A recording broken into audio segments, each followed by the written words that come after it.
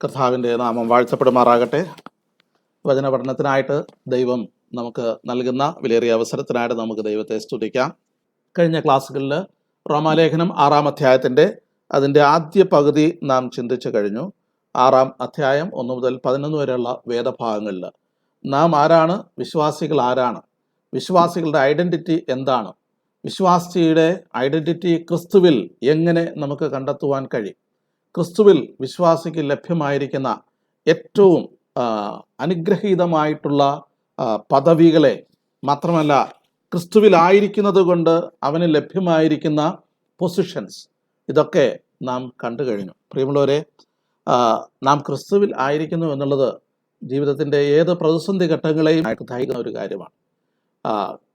ഞാൻ അവനിലും അവൻ എന്നിലും എന്ന് പറയുന്നത് പോലെ നാം ക്രിസ്തുവിൽ നാം നമ്മുടെ ഐഡൻറ്റിറ്റിയെ കാണുകയാണെങ്കിൽ രക്ഷിക്കപ്പെട്ട ഏതൊരു ദൈവവേദനെ സംബന്ധിച്ചിടത്തോളം നമ്മുടെ ജീവനായ ക്രിസ്തു വെളിപ്പെടും എന്നുള്ളത്, അവനോടുകൂടെ നാമും തേജസ്സിൽ വെളിപ്പെടും എന്നുള്ളത്, അത് ഏറ്റവും ഭാഗ്യകരമായിട്ടുള്ള ഒരു പ്രത്യാശ തന്നെയാണ്.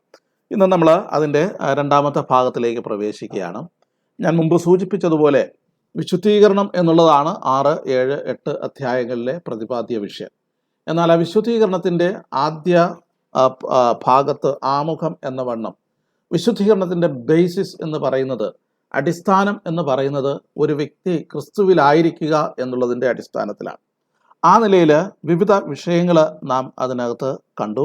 ക്രിസ്തുവിനോട് ചേരുവാൻ സ്നാനമേറ്റവരായ നാം, ക്രിസ്തുവിൻ്റെ മരണത്തോട് ഏകീഭവിച്ച നാം, അവനോട് ക്രൂശിക്കപ്പെട്ട നാം, അവനോടുകൂടെ അടക്കപ്പെട്ട നാം, അവനോടുകൂടെ ഉയർത്തെഴുന്നേറ്റ നാം, അവനോടുകൂടെ സ്വർഗത്തിൽ ഇരുത്തപ്പെട്ടവരായ നാം, ഇത് അറിയുക മാത്രമല്ല, ഇത് മനസ്സിലാക്കുക മാത്രമല്ല, ഇത് എണ്ണുക, ഈ കാര്യങ്ങളാണ് നമ്മൾ പറഞ്ഞ് അവസാനിപ്പിച്ചത്. ഇന്ന് നമുക്കതിൻ്റെ 12 മുതൽ 14 വരെയുള്ള വേദഭാഗങ്ങൾ പ്രാരംഭമായിട്ട് ചിന്തിക്കാം. റോമാലേഖനം 6-ാം അധ്യായം അതിൻ്റെ 12 മുതൽ 14 വരെയുള്ള വചനഭാഗം. ആകയാൽ പാപം നിങ്ങളുടെ മർത്യ ശരീരത്തിൽ അതിൻ്റെ മോഹങ്ങളെ അനുസരിക്കുമാറ് ഇനി വാഴരുത്. നിങ്ങളുടെ അവയവങ്ങളെ അനീതിയുടെ ആയുധങ്ങളായി പാപത്തിന് സമർപ്പിക്കുകയും അരുത്. നിങ്ങളെ തന്നെ മരിച്ചിട്ട് ജീവിക്കുന്നവരായും നിങ്ങളുടെ അവയവങ്ങളെ നീതിയുടെ ആയുധങ്ങളായും ദൈവത്തിന് സമർപ്പിച്ച് കൊള്ളുവിൻ. നിങ്ങൾ ന്യായപ്രമാണത്തിനല്ല കൃപയ്ക്കത്ര അധീനരാകിയാൽ പാപം നിങ്ങളിൽ കർത്തൃത്വം നടത്തുക ഇല്ലല്ലോ. ആകയാൽ എന്ന് പറഞ്ഞ് തുടങ്ങിയിരിക്കുന്ന ഒരു വേദഭാവമാണ്. അങ്ങനെയാണെങ്കിൽ ആകയാൽ എന്തുകൊണ്ട്? അതിനു മുമ്പ് പറഞ്ഞിരിക്കുന്ന എല്ലാ കാര്യങ്ങളും ഒരു വിശ്വാസിയിൽ യാഥാർത്ഥ്യമായിരിക്കുന്നത് കൊണ്ട്, ഒരു വിശ്വാസിയിൽ പൂർത്തീകരിക്കപ്പെട്ടിരിക്കുന്നത് കൊണ്ട്, ഒരു വിശ്വാസിയിൽ സംഭവിച്ചു കഴിഞ്ഞതുകൊണ്ട് ഇനി വിശുദ്ധീകരണത്തിൻ്റെ പാതയിൽ മുന്നേറുവാനായിട്ട് വിശ്വാസിക്ക് ആവശ്യമുണ്ട്. ഇനി മുന്നോട്ട് നമ്മൾ ചിന്തിക്കുമ്പോൾ വളരെ ഗൗരവതരമായിട്ടുള്ള, വളരെ ഘനതരമായിട്ടുള്ള കാര്യങ്ങളാണ് പൗലോസ് പറയുന്നത്.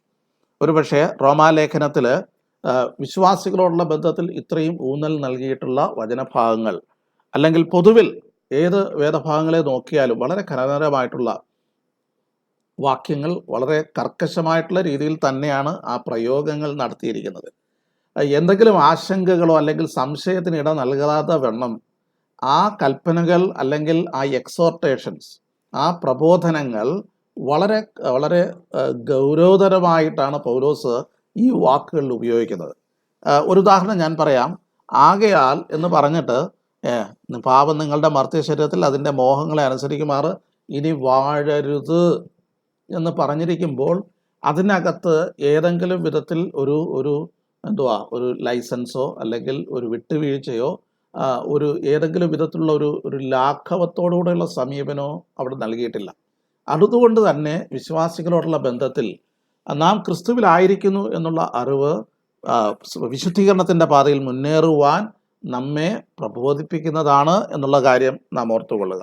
ഇവിടെ എന്തുകൊണ്ട് ഈ നിലയിൽ പ്രബോധനം നൽകുന്നു?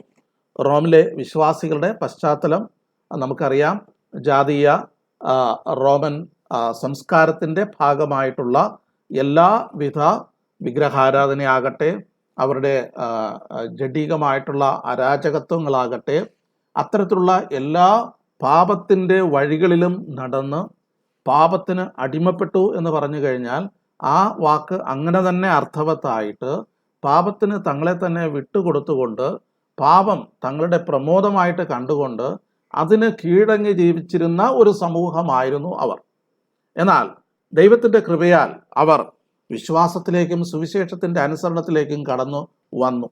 ആ പശ്ചാത്തലത്തിൽ ഒരുപക്ഷെ അവർക്ക് ഉണ്ടായിരുന്ന പശ്ചാത്തലവും അവരുടെ ജീവിത അനുഭവങ്ങളും പരിചയങ്ങളും ഒക്കെ അവരുടെ വിശുദ്ധീകരണത്തിൻ്റെ പാതയിൽ അവർക്ക് തടസ്സം നിന്നിരിക്കാം. സാരമില്ല, നാം കൃപയാൽ രക്ഷിക്കപ്പെട്ടവരാണല്ലോ, അതുകൊണ്ട് പഴയ ജീവിതചര്യകളും പുതിയ ജീവിത ലക്ഷ്യങ്ങളുമൊക്കെ സമന്വയിപ്പിച്ചുകൊണ്ട് മുന്നോട്ട് പോകാം. ഇത് രണ്ടും കൂടെ ഒരു ബാലൻസിൽ നമുക്ക് മുന്നോട്ട് പോകാം. ഒരു പൊത്തുപൊരുത്ത വിശ്വാസ ജീവിതം നയിക്കുവാനായിട്ട് ശ്രമിച്ച ഒരു റോമിലെ സഭയിലെ വിശ്വാസികളെയാണ് ഇത് അഭിസംബോധന ചെയ്തത്. അത് നാം റോമിലെ സഭയെ മാത്രം കുറ്റപ്പെടുത്തിയിട്ട് കാര്യമില്ല. കൊരിന്തിലെ സഭയാകട്ടെ, ഗലാത്യ സഭകളാകട്ടെ, അങ്ങനെയുള്ള സഭകൾക്കൊക്കെ, 1-ാം നൂറ്റാണ്ടിലെ സഭകൾക്കൊക്കെ ഈ അപജയങ്ങൾ ഉണ്ടായിരുന്നു എന്നുള്ളത് വാസ്തവമാണ്. അതുകൊണ്ട് അതിനുശേഷം വന്ന നൂറ്റാണ്ടുകളിലെ സഭകളെല്ലാം വളരെ മികച്ചതാണ് എന്ന് നാം അഭിപ്രായപ്പെടേണ്ടതില്ല. ഇന്നത്തെ നമ്മുടെ സഭാതലങ്ങളിലേക്ക് നാം ഒന്ന് പരിശോധിക്കുകയാണെങ്കിൽ റോമിലെ അല്ലെങ്കിൽ ആ കാലഘട്ടത്തിലെ 1-ാം നൂറ്റാണ്ടിലെ സഭകളിൽ ഉണ്ടായിരുന്ന അപജയങ്ങൾ അത് ഏറ്റവും മൂർധന്യ അവസ്ഥയിൽ ഇന്നും സഭാതലങ്ങളിലും വിശ്വാസ സമൂഹങ്ങളിലും തുടരുന്നു എന്നുള്ളത് വാസ്തവമാണ്. പ്രത്യേകിച്ച് ജാതീയ വിശ്വാസികൾ, അല്ലെങ്കിൽ നാം എല്ലാവരും ജാതീയ വിശ്വാസികളാണല്ലോ, മുൻ പരിചയങ്ങൾ നമുക്കുണ്ട് താനും. അങ്ങനെ ഉള്ള ഒരു സമൂഹ പശ്ചാത്തലത്തിൽ നിന്ന് രക്ഷിക്കപ്പെട്ട് മുന്നോട്ട് വരുന്നവർക്ക് ഈ പാപത്തിന്മേലുള്ള വിജയത്തെക്കുറിച്ചോ അല്ലെങ്കിൽ അവയവങ്ങളുടെ സമർപ്പണത്തെക്കുറിച്ചോ നമുക്ക് ഒരുപക്ഷെ അത്രത്തോളം ഗൗരവതരമായിട്ട് ഇവിടെ ഈ പശ്ചാത്തലത്തിൽ നിന്നുകൊണ്ട് നിങ്ങളുടെ ലോകത്തിൻ്റെ മോഹങ്ങൾ അത് നിങ്ങളെ വാഴുവാനായിട്ട് പാടില്ല. ആകയാൽ പാപം നിങ്ങളുടെ മർത്യശരീരത്തിൽ ശരീരത്തിൽ അതിൻ്റെ മോഹങ്ങളെ അനുസരിക്കുമാറ് ഇനി വാഴരുത് എന്നാണ് ഇവിടെ പറഞ്ഞിരിക്കുന്നത്. ഒന്നാമതായിട്ട് do not let sin reign. പാപം വാഴുവാനായിട്ട് നാം അനുവദിക്കുവാൻ പാടില്ല. പാപം നമ്മുടെ ജീവിതത്തിൽ മേൽക്കോയ്മ എടുക്കുവാൻ, അധികാരമെടുക്കുവാനായിട്ട് അത് അനുവദിക്കുവാനായിട്ട് പാടില്ല. അത് ഇനി വാഴരുത് എന്നാണ് പറഞ്ഞിട്ട്. ഇനി വാഴരുത് എന്ന് പറഞ്ഞാൽ എന്ന് മുതലാ ഇനി വാഴരുത്. രക്ഷയിലേക്ക് വന്ന വ്യക്തികളെ സംബന്ധിച്ചിടത്തോളം അവർ പാപത്തിന് മരിച്ചവരാകിയാൽ ഇനി പാപം നിങ്ങളുടെ മേൽ വാഴരുത്. ആ വാക്യം നിങ്ങളൊന്ന് ശ്രദ്ധിച്ചാൽ 4 പ്രധാനപ്പെട്ട ഭാഗം അതിനകത്ത് കാണാൻ സാധിക്കും. 3 കാര്യങ്ങൾ. ഒന്ന്, മർത്യശരീരത്തിൽ വാഴരുത്. മറ്റൊരു കാര്യം എന്ന് പറയുന്നത് അതിൻ്റെ മോഹങ്ങളെ അനുസരിക്കുമാറ് ഇനി വാഴരുത്. മൂന്നാമതായിട്ട് പാപം വാഴരുത്. ഈ രീതിയിൽ ആ വാക്കുകളെ വിഭജിച്ച് നമുക്ക് മനസ്സിലാക്കുവാൻ സാധിക്കും. ശ്രദ്ധിച്ചോളൂ, നമ്മുടെ ശരീരത്തെക്കുറിച്ച് ഇവിടെ പറഞ്ഞിരിക്കുന്നത് മർത്യശരീരം എന്നതാണ്. റോമാലേഖനം 8-11 വാക്യത്തിലും ഇതേ പ്രയോഗം നമുക്ക് കാണുവാനായിട്ട് സാധിക്കും, മർത്യ ശരീരം എന്ന്. അതായത് ഇത് മരണത്തിന് വിധേയമായ ശരീരമാണ്. ഈ ശരീരത്തിനകത്താണ് നാം വസിക്കുന്നത്. അങ്ങനെയാണെങ്കിൽ പാപം സംഭവിക്കുന്നത് ഈ ശരീരത്തിൽ വസിച്ചുകൊണ്ടാണ്.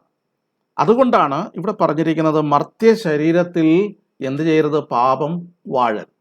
ഒരുപക്ഷെ നമ്മൾ ഈ ആന്ത്രോപോളജിയോടുള്ള ബന്ധത്തിൽ നമ്മൾ പഠിച്ചുകൊണ്ടിരിക്കുന്ന വിഷയം തന്നെയാണ്. ശരീരമാണോ പാപത്തിൻ്റെ കേന്ദ്ര വിഷയം? അതിൻ്റെ പാപത്തിൻ്റെ പ്രഭവ കേന്ദ്രം എന്ന് പറയുന്നത് ശരീരമാണ്. ഒരിക്കലും നമുക്ക് അങ്ങനെ ശരീരമാണ് പാപത്തിൻ്റെ കേന്ദ്രം എന്ന് പറയുവാൻ സാധ്യമല്ല. പക്ഷേ ഈ ശരീരത്തിൽ വസിച്ചുകൊണ്ടാണ് പാപം എന്ത് ചെയ്യുന്നത്? വാഴുന്നത്. പാപം എന്ന് പറയുന്നത് കേവലം ശരീരം അതിൻ്റെ പ്രവർത്തനങ്ങളിലേക്ക് വരുന്നു എന്നുള്ളതിനപ്പുറമായിട്ട് അത് ആരംഭിക്കുന്നത് നമ്മുടെ ഉള്ളിലെ വ്യക്തിത്വത്തിൽ നിന്നാണ്. യേശു കർത്താവ് താൻ തന്നെ ഈ പാപത്തെക്കുറിച്ച് പറഞ്ഞിട്ടുള്ളത് മനുഷ്യൻ കഴിക്കുന്ന അല്ലെങ്കിൽ അവൻ്റെ ഉള്ളിലേക്ക് ചെല്ലുന്ന ഏതെങ്കിലും ഒരു കാര്യം അവനെ പാപിയാക്കുന്നില്ല, അല്ലെങ്കിൽ അത് പാപമായിരിക്കുന്നില്ല. എന്നാൽ മനുഷ്യൻ്റെ ഉള്ളിൽ നിന്ന് പുറപ്പെടുന്ന ദുശ്ചിന്ത, വ്യഭിചാരം, അങ്ങനെയുള്ള ചിന്തകളും മനോഭാവങ്ങളും അത് പാപത്തിലേക്ക് ഒരു വ്യക്തിയെ നയിക്കുന്നു.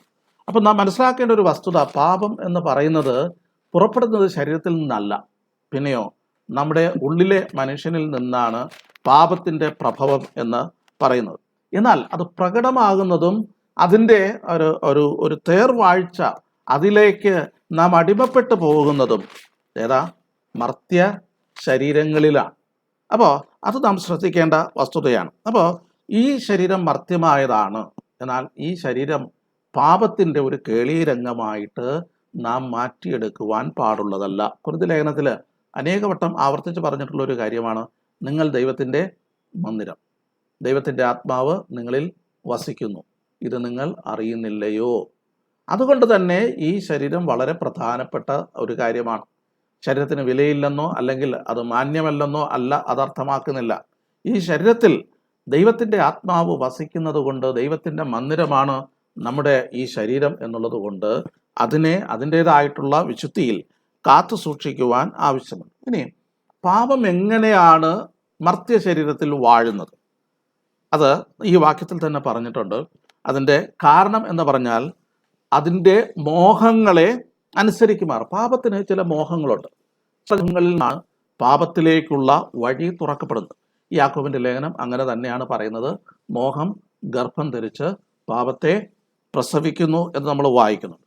അപ്പോൾ ഈ മോഹങ്ങൾ ഉള്ളിൽ അകത്തെ മനുഷ്യനിൽ രൂഢമൂലമാകുന്ന ഉള്ള ഉപായങ്ങളിലേക്ക് കടക്കുകയും അത് വളരുകയാണ്, അത് മുഴുക്കുകയാണ്, അത് ഗർഭധാരണം ചെയ്യുകയാണ്, അത് പൂർത്തീകരിക്കപ്പെടുവാനായിട്ട് ശരീരം അതിലേക്ക് വീഴ്ത്തപ്പെടുകയാണ് ചെയ്യുന്നത്. പ്രിയമുള്ളവരെ, അത് സംഭവിക്കരുത് എന്നാണ്.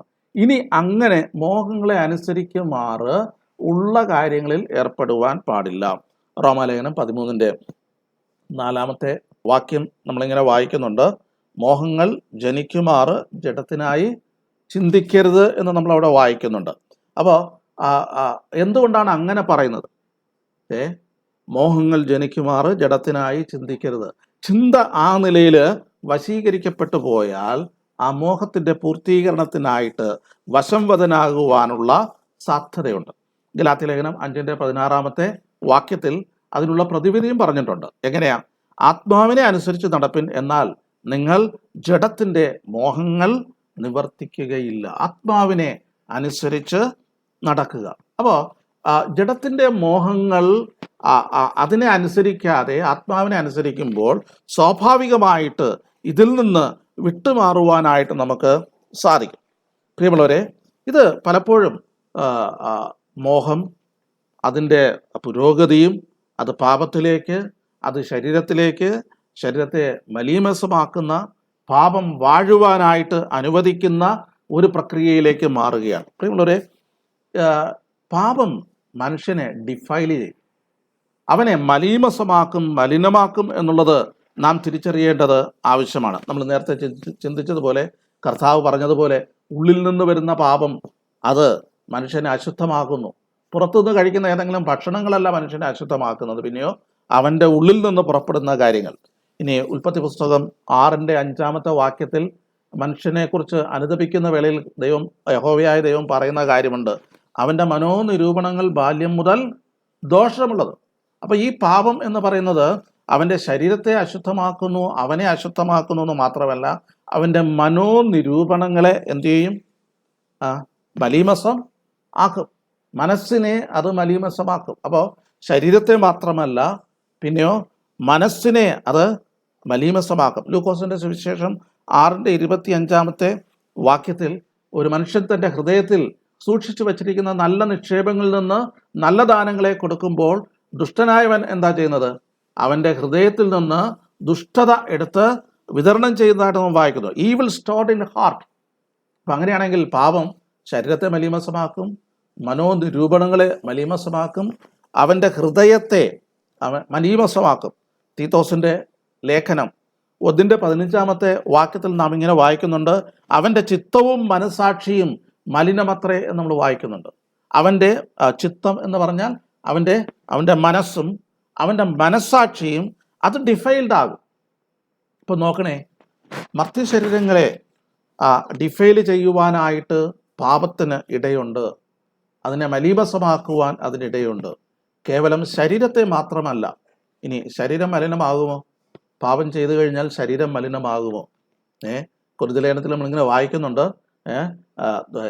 ഏത് പാപവും ഒരു മനുഷ്യനെ സംബന്ധിച്ചിടത്തോളം അവൻ്റെ ശരീരത്തിലല്ല നടക്കുന്നത്. എന്നാൽ ദുർനടപ്പുകാരനോ തൻ്റെ ശരീരത്തിന് വിരോധമായിട്ട് പാപം ചെയ്യുമെന്ന് പറയുന്നുണ്ട്. അപ്പോൾ ശരീരത്തെ അത് മലീമസമാക്കും. മാത്രമല്ല ഇവിടെ പറയുന്നത് അവൻ്റെ മനസാക്ഷിയും അത് മലീമസമാക്കുവാൻ തീത്തോസിൻ്റെ ലേഖനത്തിൽ നാം അങ്ങനെ വായിക്കും. പ്രിയമുള്ളവരെ, ഇത് ശ്രദ്ധിക്കേണ്ട ഒരു വസ്തുതയാണ്. നാം ക്രിസ്തുവിലായിരിക്കുന്നത് കൊണ്ട്, പാപം സംബന്ധമായിട്ട് നാം പാപത്തിന് മരിച്ചവരായതുകൊണ്ട്, ഇനി പാപത്തിനൊരു വാഴ്ച നമ്മുടെ ജീവിതത്തിൽ, വിശ്വാസിയുടെ ജീവിതത്തിൽ ഉണ്ടാകുവാനായിട്ട് പാടില്ല. കൊരിന്ത്യർക്ക് എഴുതിയ 1 ലേഖനം 6:19 വാക്യത്തിന് ശരീരമോ ദുർനടപ്പിനല്ല കർത്താവിനത്രേ എന്ന് നമ്മൾ വായിക്കുന്നുണ്ട്. അതിൻ്റെ 20 വാക്യത്തിൽ ആകയാൽ നിങ്ങളുടെ ശരീരം കൊണ്ട് ദൈവത്തെ മഹത്വപ്പെടുത്തുവിൻ എന്ന് നമ്മൾ വായിക്കുന്നുണ്ട്. പ്രിയമുള്ളവരെ, ഈ നിലയിൽ നമ്മുടെ ഭർത്തൃ ശരീരങ്ങളിൽ പാപത്തെ വാഴുവാനായിട്ട് നാം അനുവദിച്ചുകൂടാ. ഇത് എങ്ങനെ സാധിക്കും? ഈ വാക്യത്തിൽ പലപ്പോഴും നമ്മൾ ഇടറിപ്പോകാറുണ്ട്.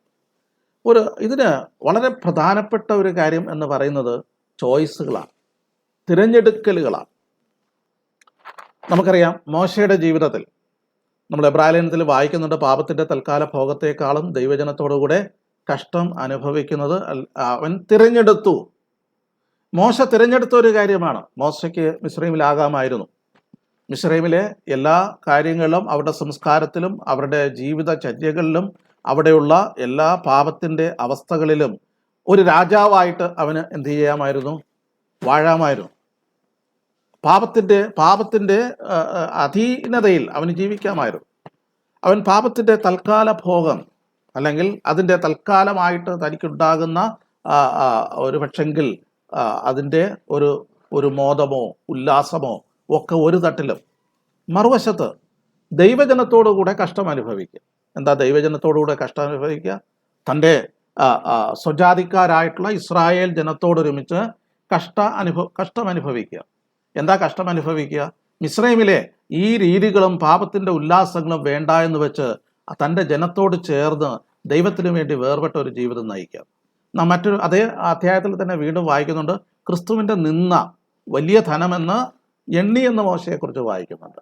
അവിടെ മോശ ഒരു തിരഞ്ഞെടുപ്പ് നടത്തി എന്നുള്ളതാണ്. എന്ത് തിരഞ്ഞെടുപ്പാണ്? മിസ്രൈമിലെ തൽക്കാല ഭോഗങ്ങൾ വേണമോ? ഉല്ലാസങ്ങൾ വേണമോ? പാപത്തിൻ്റെ ആ കേളി രംഗം വേണമോ? അതോ ദൈവജനത്തോടുള്ള കഷ്ടതയും ക്രിസ്തുവിനോടുകൂടെയുള്ള നിന്ദയും അപമാനവും നഷ്ടങ്ങളുമൊക്കെ വേണമോ? ഇത് രണ്ടിൻ്റെ മധ്യത്തിൽ ഒരു തിരഞ്ഞെടുപ്പ് മോശ നടത്തി എന്നുള്ളത് കൊണ്ടാണ് അവൻ്റെ ജീവിതത്തിൽ ദൈവത്തിന് പ്രസാദകരമായ ഒരു വിശുദ്ധീകരണത്തിൽ മുന്നേറുവാൻ മോശയ്ക്ക് സാധിച്ചു. ഈ ഒരു തീരുമാനം, അല്ലെങ്കിൽ ഈ ഒരു തിരഞ്ഞെടുപ്പ് വളരെ അത്യാവശ്യമാണ്. ഒരു വിശ്വാസിയെ സംബന്ധിച്ചിടത്തോളം രക്ഷിക്കപ്പെടുന്ന വേളയിൽ ദൈവസന്നിധിയിൽ എടുക്കുന്ന ഒരു തീരുമാനമുണ്ട്. എന്താ? യേശുവിനെ ഞാൻ എൻ്റെ കർത്താവായിട്ട് അംഗീകരിക്കുന്നു. അത് പലപ്പോഴും കേവലം ഒരു വാക്കിൻ്റെ അർത്ഥത്തിൽ, അതിൻ്റെ അർത്ഥതലങ്ങളൊന്നും മനസ്സിലാകാതെ ഒരുപക്ഷെ ഉരുവിടാറുണ്ട്. എന്നാൽ ആ ലോർഡ്ഷിപ്പ് എന്ന് പറയുന്നത്, കർത്തൃത്വം എന്ന് പറയുന്നത് വളരെ ഗൗരവതരമായിട്ടുള്ളൊരു തീരുമാനമാണ്. ആ തീരുമാനത്തെ വീണ്ടും മുറുകെ പിടിക്കുവാനായിട്ട് ആവശ്യമുണ്ട്. ആ തീരുമാനം ജീവിതത്തിൽ ഒരു പ്രാവശ്യം എടുക്കുന്ന തീരുമാനമായിട്ട് മാത്രമല്ല, ആ തീരുമാനം തുടർമാനമായിട്ട് പിൻപറ്റുവാനായിട്ട് ആവശ്യമുണ്ട്. ജോസഫിൻ്റെ ജീവിതത്തിൽ ഒരു തീരുമാനം. എന്താ തീരുമാനം? ഒന്നുകിൽ തൻ്റെ ജീവിതത്തിൽ കാരാഗ്രഹം തിരഞ്ഞെടുക്കാം, അതല്ല എങ്കിൽ പോത്തിഫറിൻ്റെ വീട്ടിലെ എല്ലാ ഉല്ലാസങ്ങളും, അല്ലെങ്കിൽ എല്ലാ അധികാരവും, ആ സ്ഥാനവും അവിടെ തുടർന്ന് ജീവിക്കുന്ന കാര്യവും തിരഞ്ഞെടുക്കാം. ഇത് രണ്ടും തൻ്റെ മുമ്പിൽ ഉണ്ടായിരുന്നപ്പോൾ ജോസഫ് ഒരു കാര്യം തീരുമാനിക്കുകയാണ്. എന്താ? കാരാഗ്രഹത്തിലായാലും വേണ്ടില്ല. ഇത് ബോധപൂർവമായിട്ടുള്ള ഒരു തിരഞ്ഞെടുപ്പാണ്.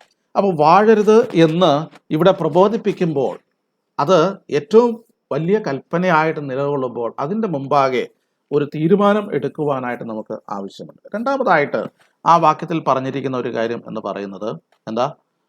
അതിൻ്റെ 13 വാക്യത്തിൽ നിങ്ങളുടെ അവയവങ്ങളെ നീതിയുടെ ആയുധങ്ങളായിട്ട് പാപത്തിന് സമർപ്പിക്കുകയും അരുത്. ഈ രണ്ട് കാര്യങ്ങൾ നെഗേറ്റ് ചെയ്യുന്ന കാര്യങ്ങളാണ്, നെഗറ്റീവായിട്ടുള്ള പ്രോഹിബിഷൻസ് ആണ്. ഒന്നാമത് വാഴരുത്, രണ്ട് എന്താ? സമർപ്പിക്കരുത്. ഇവിടെ അവയവങ്ങൾ എന്ന് പറഞ്ഞിട്ടുണ്ട് അല്ലേ? Do not present your bodies to sin എന്നൊരു ട്രാൻസ്ലേഷനിലുണ്ട്. അല്ലെങ്കിൽ നിങ്ങളുടെ മെമ്പേഴ്സിനെ എന്ത് ചെയ്യരുത്, പാപത്തിന് വേണ്ടി സമർപ്പിക്കരുത്. അനീതിയുടെ എന്താ ഇവിടെ വായിക്കുന്നത്, നിങ്ങളുടെ അവയവങ്ങളെ. അപ്പം ഈ അവയവങ്ങൾ എന്ന് പറഞ്ഞാൽ എന്താണ്? കയ്യ്, കാല്, കണ്ണ്, മൂക്ക്, നാക്ക്, ത്വക്ക്, അതെല്ലാം അവയവങ്ങളാണ്, അതവിടെ ഉൾക്കൊള്ളുന്നുണ്ട്. എന്നാൽ അത് മാത്രമല്ല മെമ്പേഴ്സ് ഓഫ് അവർ ബോഡി. ശരീരത്തിലെ അവയവങ്ങൾ എന്ന് പറയുന്നത് ഈ പുറമേ കാണുന്ന നമ്മുടെ ഇന്ദ്രിയങ്ങളും നമ്മുടെ അവയവങ്ങളും മാത്രമല്ല, ഓൾ മെമ്പേഴ്സ് അല്ലെങ്കിൽ എല്ലാ ഫാക്കൽറ്റീസും, നമ്മുടെ വ്യക്തിത്വത്തിൽ അടങ്ങിയിരിക്കുന്ന എല്ലാ ഫാക്കൽറ്റീസും അത് സമർപ്പിക്കപ്പെടേണ്ടത് ആണ്. അത് ആവശ്യമാണോ? ശരീരം മാത്രം സമർപ്പിച്ചാൽ പോരെ? കയ്യ്, കണ്ണ്, കാല് ഇത് മാത്രം സമർപ്പിച്ചാൽ പോരാ. അതിന് കാരണം എന്ന് പറയുന്നത് പാപത്തിൻ്റെ പ്രചോദനങ്ങൾ വരുന്നത് ഈ കണ്ണിൽ നിന്നോ കാലിൽ നിന്നോ കയ്യിൽ നിന്നോ ഒന്നും അല്ല, അതിൻ്റെ പിന്നിലെ വ്യക്തിത്വത്തിൽ നിന്നാണ്. ഒരു ഉദാഹരണം ഞാൻ പറയാം. റോമാലേഖനം 12-ാം അധ്യായം 1-2 വാക്യങ്ങൾ നമുക്കറിയാം. എന്താ? നിങ്ങളുടെ ശരീരങ്ങളെ ബുദ്ധിയുള്ള ആരാധനയായിട്ട് ദൈവത്തിന് സമർപ്പിച്ചുകൊള്ളുക. അവിടെ വെച്ച് വേണമെങ്കിൽ എന്ത് ചെയ്യാമായിരുന്നു? ദൈവാത്മാവിനെ അവസാനിപ്പിക്കാമായിരുന്നു. എന്നാൽ 2-ാമത്തെ വാക്യത്തിൽ തുടരുന്ന കാര്യം എന്ന് പറയുന്നത് എന്താ? നന്മയും പൂർണ്ണതയുമുള്ള ദൈവഹിതം തിരിച്ചറിയേണ്ടതിന് മനസ്സ് പുതുക്കി രൂപാന്തരപ്പെടുവിൻ എന്ന് പറയുന്നുണ്ട്. അതിൻ്റെ അർത്ഥം എന്ന് പറയുന്നത് കേവലം ശരീരത്തിലെ അവയവങ്ങളെ മാത്രമല്ല, നിങ്ങളുടെ എല്ലാ ഫാക്കൽറ്റീസും, നമ്മുടെ ഒരു വ്യക്തിത്വത്തിൻ്റെ ഫാക്കൽറ്റീസും നമ്മൾ പഠിച്ചുകൊണ്ടിരിക്കുകയാണ്. ശരീരത്തിൽ വ്യക്തിത്വത്തിൽ നമുക്കെന്തുണ്ട്? നമുക്ക് അകത്തെ മനുഷ്യൻ എന്ന് പറയുന്ന ഒരു കാര്യമുണ്ട്. മാത്രമല്ല നമ്മുടെ മനസ്സ് ഉണ്ട്, മനസാക്ഷി ഉണ്ട്, മാത്രമല്ല ഇച്ഛാശക്തി ഉണ്ട്, മാത്രമല്ല ശരീരത്തിൽ ജഡം എന്ന് പറയുന്ന ഒരു പ്രേരകം നമ്മുടെ ശരീരത്തിലുണ്ട്, അങ്ങനെ ഒരു പ്രമാണം ശരീരത്തിലുണ്ട്. ഈ എല്ലാ ഫാക്കൽറ്റീസും സമർപ്പിക്കപ്പെടേണ്ടത് ആവശ്യമാണ്. അപ്പോൾ ഇവിടെ സമർപ്പിക്കപ്പെടുക എന്ന് പറയുമ്പോൾ നിങ്ങളുടെ അവയവങ്ങളെ അനീതിയുടെ ആയുധങ്ങളായിട്ട് സമർപ്പിക്കരുത് എന്നാണ് പറഞ്ഞത്. എന്താ ഈ വെപ്പൺ? ആയുധങ്ങളായിട്ട് സമർപ്പിക്കരുത്. ആയുധം എന്ന് പറയുന്നത് അത് എന്തെങ്കിലും ഒരു കാര്യം ചെയ്യാനായിട്ട് ഉപയോഗിക്കുന്ന ടൂളാണ് ആയുധം എന്ന് പറയുന്നത്, അല്ലേ? സാധാരണ ഒരു കത്തിയാകട്ടെ അല്ലെങ്കിൽ ഒരു വാളാകട്ടെ, ആയുധം എന്തിനാ? ഒരു കാര്യം ചെയ്യുവാനായിട്ട് ഉപയോഗിക്കുന്ന ടൂളാണ്. അപ്പോൾ അങ്ങനെയുള്ള അനീതിയുടെ ആയുധങ്ങളായിട്ട് നിങ്ങൾ സമർപ്പിക്കരുത് എന്നാണ്. വചനത്തിൽ അനേക ആയുധങ്ങളെക്കുറിച്ച് പറഞ്ഞിട്ടുണ്ട്. നമ്മൾ എഫേസ്യ ലേഖനത്തിൽ വായിക്കുന്നുണ്ട്, ദൈവത്തിൻ്റെ സർവായുധ വർഗം ധരിച്ചു കൊള്ളുവാനായിട്ട് പറയുന്നുണ്ട്, അല്ലേ? കൊരിന്ത്യർക്ക് എഴുതിയ 2-ാം ലേഖനം 6-ന്റെ 7-ാമത്തെ വാക്യത്തിൽ നാം ഇങ്ങനെ വായിക്കുന്നുണ്ട്, ഇടത്തും വലത്തും നീതിയുടെ ആയുധങ്ങൾ ധരിച്ചുകൊണ്ട് നമ്മൾ വായിക്കുന്നുണ്ട്. നീതിയുടെ ആയുധങ്ങൾ. കൊരിന്ത്യർക്ക് എഴുതിയ 2-ാം ലേഖനം 10-ന്റെ 4-ാമത്തെ വാക്യത്തിൽ ഞങ്ങളുടെ പോരിൻ്റെ ആയുധങ്ങൾ ജഡീകങ്ങളല്ല എന്ന് നമ്മൾ വായിക്കുന്നുണ്ട്. റോമാലേഖനം തന്നെ 13-ന്റെ 12-ാമത്തെ വാക്യത്തിൽ നമ്മളിങ്ങനെ വായിക്കുന്നുണ്ട്, വെളിച്ചത്തിൻ്റെ ആയുധവർഗം ധരിച്ചുകൊണ്ട് എന്ന് പറയുന്നുണ്ട്. പ്രിയമുള്ളവരെ, ദൈവമക്കൾക്ക് ആയുധങ്ങൾ നൽകിയിട്ടുണ്ട്. അത് ആത്മീക പോരാട്ടത്തിന് വേണ്ട ആയുധങ്ങളാണ്. എന്നാൽ ഇവിടെ പറഞ്ഞിരിക്കുന്നത് നിങ്ങളുടെ അവയവങ്ങളെ എന്ത് ചെയ്യാൻ പാടില്ല? അനീതിയുടെ ആയുധങ്ങളായിട്ട് പാപത്തിന് വേണ്ടി സമർപ്പിക്കുവാനായിട്ട് പാടില്ല. ഒരു ടൂളായിട്ട് നിങ്ങളുടെ ഏതെങ്കിലും അവയവങ്ങൾ അനീതിക്ക് വേണ്ടിയിട്ട് പടപൊരുതുന്ന, അല്ലെങ്കിൽ അനീതിക്ക് വേണ്ടി പ്രവർത്തിക്കുന്ന, അല്ലെങ്കിൽ പാപത്തിന് വേണ്ടി പ്രവർത്തിക്കുന്ന ഒരു ടൂളായിട്ട് നിങ്ങളുടെ ഏതെങ്കിലും ഫാക്കൽറ്റീസ് മാറരുത് എന്നാണ് ഈ വചനഭാഗം കൊണ്ട് ഉദ്ദേശിക്കുന്നത്. പ്രിയമുള്ളവരെ, നമ്മുടെ ശരീരം എന്ന് പറയുന്നത്, നമ്മുടെ ഫിസിക്കൽ ബോഡി എന്ന് പറയുന്നത് it's A battle ground of temptation. ഇത് പോരാട്ടത്തിൻ്റെ ഒരു മേഖലയാണ്. നമ്മൾ 7-ാം അധ്യായത്തിലേക്ക് വരുമ്പോൾ ആ പോരാട്ടം വ്യക്തമായിട്ട് അവിടെ വരച്ച് കാണിച്ചിട്ടുണ്ട്. അപ്പോസ്തലനായ പൗലോസ് തൻ്റെ തന്നെ ഉദാഹരണം എടുത്തുകൊണ്ട് ഒരു വിശ്വാസിയുടെ ഉള്ളിൽ നടക്കുന്ന ആത്മീക പോരാട്ടം എന്താണ്, തൻ്റെ ശരീരത്തിൽ നടക്കുന്ന ഒരു വാർഫെയർ, ഒരു യുദ്ധം, അതവിടെ കാണുവാനായിട്ട് സാധിക്കും. ആ യുദ്ധത്തിൽ വിജയവും പരാജയങ്ങളും ഒക്കെ ഉണ്ടാകാറുണ്ട്. ഇതൊരു ബാറ്റിൽ ഗ്രൗണ്ടാണ് എന്നുള്ള കാര്യം നാം മനസ്സിലാക്കേണ്ടത് ആവശ്യമാണ്. ഈ ബാറ്റിൽ ഗ്രൗണ്ടിൽ ആര് വിജയിക്കും? എന്ത് വിജയിക്കും? നീതി വിജയിക്കുമോ? അനീതി വിജയിക്കുമോ? ഇരുട്ട് വിജയിക്കുമോ? അതോ വെളിച്ചം വിജയിക്കുമോ? പിന്നെ നമ്മുടെ ജഡം വിജയിക്കുമോ? അതോ ആത്മാവ് വിജയിക്കുമോ? ഇതൊക്കെ തീരുമാനിക്കപ്പെടുന്നത് അതിനെ എങ്ങനെ നിയന്ത്രിക്കുന്നു എന്നുള്ളതിൻ്റെ അടിസ്ഥാനത്തിലാണ്. ഈ കാര്യങ്ങളൊന്നും സ്വതവേ തന്നെ എന്തെടുക്കുന്നില്ല, നിയന്ത്രണം ഏറ്റെടുക്കുന്നവയല്ല. പിന്നെയോ നാം അനുവദിക്കുന്ന നിയന്ത്രണങ്ങളാണ് അവയ്ക്ക് സഹായകമായി തീരുന്നത്. പാപം വിജയിക്കുന്നുവെങ്കിൽ, വാഴുന്നുവെങ്കിൽ നിങ്ങൾ അതിനെ വാഴുവാനായിട്ട് അനുവദിക്കുന്നത് കൊണ്ടാണ്.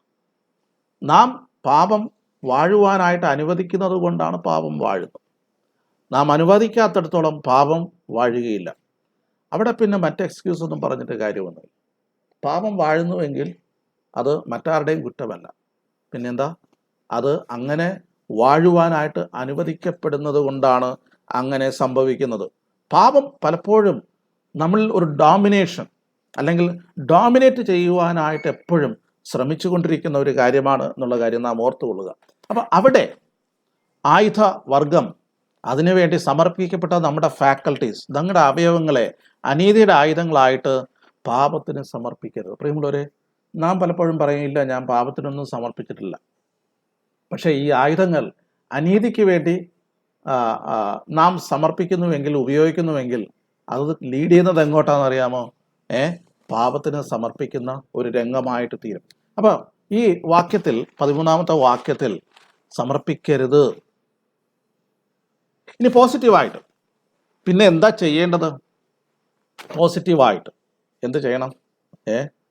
ഇവിടെ പറഞ്ഞിരിക്കുന്നത് നിങ്ങളെ തന്നെ മരിച്ചിട്ട് ജീവിക്കുന്നവരായി നിങ്ങളുടെ അവയവങ്ങളെ നീതിയുടെ ആയുധങ്ങളായി ദൈവത്തിന് സമർപ്പിച്ചു കൊള്ളുവിൻ.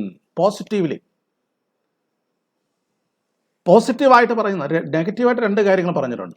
വാഴരുത് എന്ന് പറഞ്ഞിട്ടുണ്ട്, അവയവങ്ങൾ അനീതിക്ക് വേണ്ടി പാപത്തിന് വേണ്ടി സമർപ്പിക്കരുത് എന്ന് പറഞ്ഞിട്ടുണ്ട്.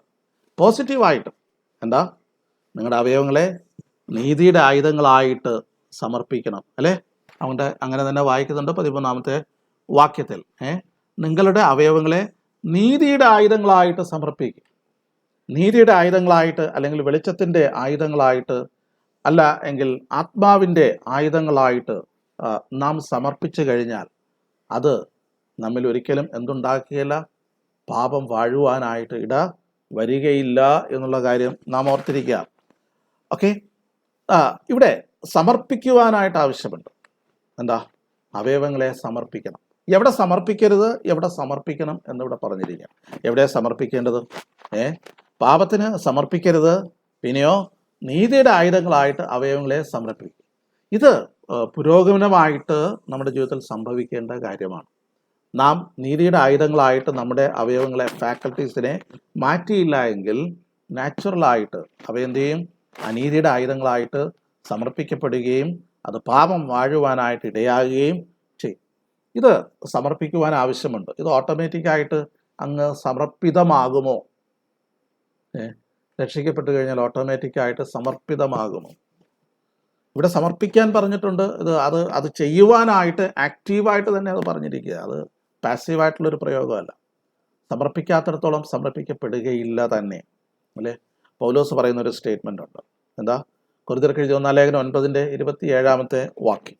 താൻ അവിടെ ഒരു പോരാട്ടത്തെക്കുറിച്ച്, മല്ലയുദ്ധത്തെക്കുറിച്ച്, ഒരു അത്ലറ്റിനെ കുറിച്ച് ഒക്കെ അവിടെ പറഞ്ഞു വന്നിട്ട് തൻ്റെ വിശ്വാസ പോർക്കളത്തിൽ താൻ ചെയ്യുന്ന ഒരു വലിയ പ്രക്രിയ, ഒരു പ്രവർത്തനത്തെക്കുറിച്ച് പറയുന്നുണ്ട്. അത് പറയുന്നത് എൻ്റെ ശരീരത്തെ ഞാൻ ദണ്ഡിപ്പിച്ച് എന്ത് ചെയ്യുന്നു? അടിമയാക്കുന്നു എന്നാണ്. Put your body under submission. ദണ്ഡിപ്പിച്ച് അടിമയാക്കുക എന്ന് പറഞ്ഞാൽ അത് ശരീരത്തിന് വേദന ഉണ്ടാക്കുക, മുറിവേൽപ്പിക്കുക എന്നുള്ള അർത്ഥത്തിലല്ല.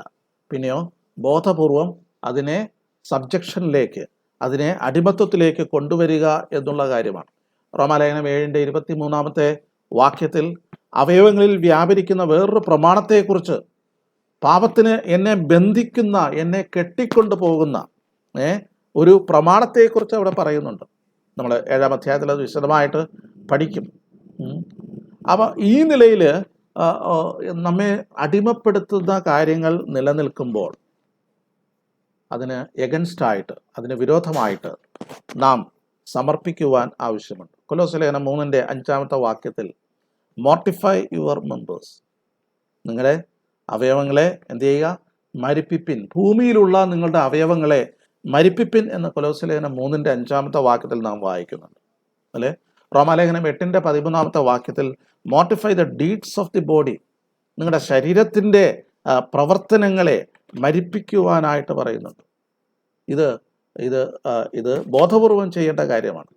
പത്രോസിൻ്റെ 1 ലേഖനം 2:11 വാക്യത്തിൽ അബ്സ്റ്റെയിൻ ഫ്രം ഫ്ലഷ്ലി ലസ്റ്റ്, വിട്ടുനിൽക്കുക, അങ്ങനെയുള്ള കാര്യങ്ങളിൽ നിന്ന് വിട്ടുനിൽക്കുവാനായിട്ട് പറയുന്നുണ്ട്. അപ്പോൾ അവയവങ്ങളെ നീതിയുടെ ആയുധമായിട്ട് സമർപ്പിക്കുവാൻ ആവശ്യം. അതിനോട് ചേർന്ന് പറഞ്ഞിട്ടിരിക്കുന്ന രണ്ടാമത്തെ പോസിറ്റീവ് കാര്യമാണ് നീതിയുടെ ആയുധങ്ങളായിട്ട് ആർക്ക് സമർപ്പിക്കുവാനാണ്? Present yourself to God, ദൈവത്തിന് സമർപ്പിതരായിട്ട് തീരുക. പ്രിയമുള്ളവരെ, ഇത് വളരെ അത്യാവശ്യമായിട്ടുള്ള കാര്യമാണ്. ഒന്നുകിൽ നാം പാപത്തിന് വേണ്ടി നമ്മെ തന്നെ സമർപ്പിക്കും, അതല്ല എങ്കിൽ ദൈവത്തിന് വേണ്ടി, വിശുദ്ധീകരണത്തിന് വേണ്ടി ദൈവത്തിന് വേണ്ടി നമ്മെ തന്നെ സമർപ്പിക്കും. പൗലോസിൻ്റെ ജീവിത അനുഭവങ്ങളിലേക്ക് പോകുമ്പോൾ പൗലോസ് അത് വളരെ വളരെ ഗൗരവമായിട്ട് കാണുന്ന ഒരു കാര്യമാണ്. നാം ഒരു ഭാഗത്ത് റെഫറൻസ് ഞാൻ ഓർക്കുന്നില്ല, ദൈവത്തിന് വിരോധമായിട്ട് പൊങ്ങുന്ന ഏത് ഉയർച്ചയും ക്രിസ്തുവിനോടുള്ള അനുസരണത്തിനായിട്ട് ഞാൻ പിടിച്ചടക്കി എന്ന് നമ്മൾ വായിക്കുന്നുണ്ട്. കൊരിന്ത്യർക്ക് എഴുതിയ 2 ലേഖനം 6:3-4 ശുശ്രൂഷയ്ക്ക് ആക്ഷേപം വരാതിരിക്കേണ്ടതിന് സകലത്തിലും ഞങ്ങളെ തന്നെ ദൈവത്തിന് ശുശ്രൂഷകന്മാരായി കാണിക്കുക. അപ്പം ദൈവത്തിന് വേണ്ടി സമർപ്പിതമായിട്ടുള്ള ഒരു കാര്യം നമുക്കിവിടെ കാണുവാനായിട്ട് സാധിക്കും. അതാണ് 2 പോസിറ്റീവായിട്ടുള്ള കാര്യം. ഇനി അതിൻ്റെ വിശദീകരണം നമുക്ക് 14 വാക്യത്തിൽ എന്തുകൊണ്ട് ഇത് ചെയ്യണം, അല്ലെങ്കിൽ എന്തുകൊണ്ട് 2 നെഗറ്റീവ് കാര്യങ്ങൾ 2 പോസിറ്റീവ് കാര്യങ്ങൾ ആയിട്ട് നൽകിയിരിക്കുന്നു, അതിൻ്റെ വിശദീകരണമാണ് അതിൻ്റെ 14 വാക്യം. 14 വാക്യത്തിൽ എന്തുകൊണ്ട് അങ്ങനെ സംഭവിക്കണം പറഞ്ഞിരിക്കുന്ന റീസൺ ഇതാണ്: നിങ്ങൾ ന്യായപ്രമാണത്തിനല്ല കൃപയ്ക്കത്ര അധീനരാകിയാൽ പാപം നിങ്ങളിൽ കർത്തൃത്വം നടത്തുകയില്ലല്ലോ. നിങ്ങൾ ന്യായപ്രമാണത്തിനല്ല കൃപയ്ക്കാണ് അധീനർ. ഇത് പലപ്പോഴും സംശയം ജനിപ്പിക്കുന്ന ഒരു കാര്യമാണ്. വിശ്വാസികൾ ന്യായപ്രമാണത്തോടുള്ള ബന്ധത്തിലാണ് നാം നമ്മുടെ ജീവിതങ്ങളെ ക്രമപ്പെടുത്തേണ്ടത്, അതോ കൃപയോടുള്ള ബന്ധത്തിലാണ്? നാം ന്യായപ്രമാണത്തിൽ നോക്കുമ്പോൾ പാപത്തെക്കുറിച്ചുള്ള ബോധം വരുത്തുവാനായിട്ട്, പാപം എന്താണ് എന്ന് ഒരു വ്യക്തിയെ മനസ്സിലാക്കുവാനും അതിൻ്റെ പരിഹാരത്തിന് വേണ്ടി ദൈവസന്നിധിയിലേക്ക് ഓടി അടുക്കുവാനും അവനെ പ്രേരിപ്പിക്കുന്ന കാര്യങ്ങളാണ് ന്യായപ്രമാണത്തിലൂടെ നൽകിയിരിക്കുന്നത്. നമ്മൾ ഗലാത്യലേഖനത്തിൽ വായിക്കുമ്പോൾ അതൊരു ശിശുപാലകൻ മാത്രമാണ്.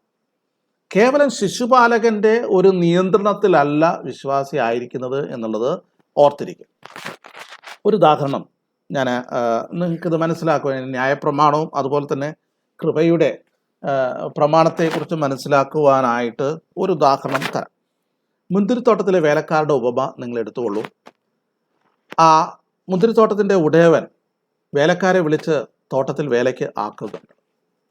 ആദ്യം വന്ന വേലക്കാരോട് കാര്യങ്ങളൊക്കെ പറഞ്ഞിട്ട് അവർക്ക് 1 വെള്ളിക്കാശ് കൂലി പറഞ്ഞ് ഒത്തു. അപ്പം ആ ഒരു എഗ്രിമെൻ്റ് അവിടെ ഉണ്ട്. ആ 1 വെള്ളിക്കാശ്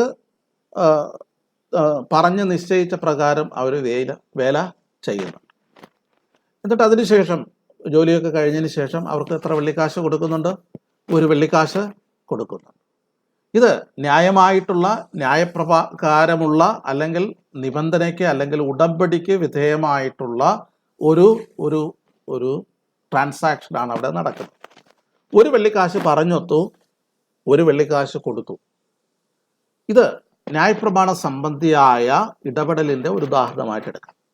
എന്നാൽ 6 മണി നേരത്ത് വന്ന, അല്ലെങ്കിൽ ഉച്ച കഴിഞ്ഞിട്ട് 3 മണി നേരത്ത് വന്ന അവരോട് വെള്ളിക്കാശിൻ്റെ കാര്യമോ കൂലിയുടെ കാര്യമോ ഒന്നും പറഞ്ഞു നോക്കുന്നില്ല.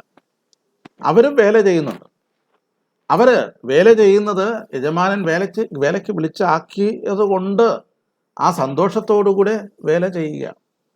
എന്നാൽ അവർക്ക് കൂലി കൊടുക്കുമ്പോഴോ അവരുടെ മുമ്പിൽ കൂലിയുടെ കാര്യത്തിൽ പ്രമാണങ്ങളൊന്നും ഇല്ല. അവർക്കും 1 വെള്ളിക്കാശ് കൊടുക്കുകയാണ്. യജമാനൻ്റെ കൃപയുടെ ബാഹുല്യം നമുക്കവിടെ കാണുവാനായിട്ട് സാധിക്കും. മറ്റൊരു ഉദാഹരണം നിങ്ങളുടെ ശ്രദ്ധയിലേക്ക് കൊണ്ടുവരാം. അപ്പോൾ പറഞ്ഞൊത്ത നിയമത്തിൻ്റെ അടിസ്ഥാനത്തിലല്ല, പിന്നെയോ ആത്മാർത്ഥമായിട്ടുള്ള ഹൃദയത്തിൻ്റെ നൈർമല്യതയിലും ആ സമർപ്പണത്തിലും യജമാനെ സേവിക്കുക, അതാണ് കൃപയുടെ പ്രമാണം എന്ന് പറയും. മറ്റൊരു ഉദാഹരണം നിങ്ങളുടെ ശ്രദ്ധയിലേക്ക് കൊണ്ടുവരാം. എഫേസ്യ ലേഖനത്തിൽ നമ്മളിങ്ങനെ വായിക്കുന്നുണ്ട്, കള്ളനിനി കക്കാതെ എന്ന് പറഞ്ഞിട്ടുണ്ട് അല്ലേ? എഫേസ്യ ലേഖനം 4-ാം അധ്യായത്തിൽ